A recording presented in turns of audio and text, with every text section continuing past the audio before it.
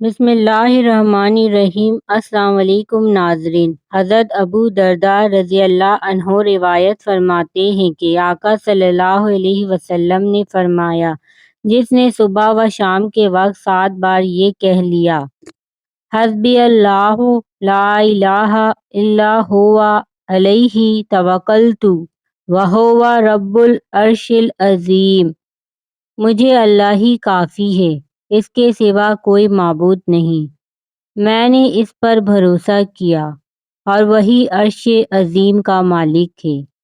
اللہ تعالیٰ اس کی پریشانیوں میں اس کی کفایت فرمائے گا، خواہ اس نے سچے دل سے یہ کلمہ کہا ہو یا جھوٹے دل سے۔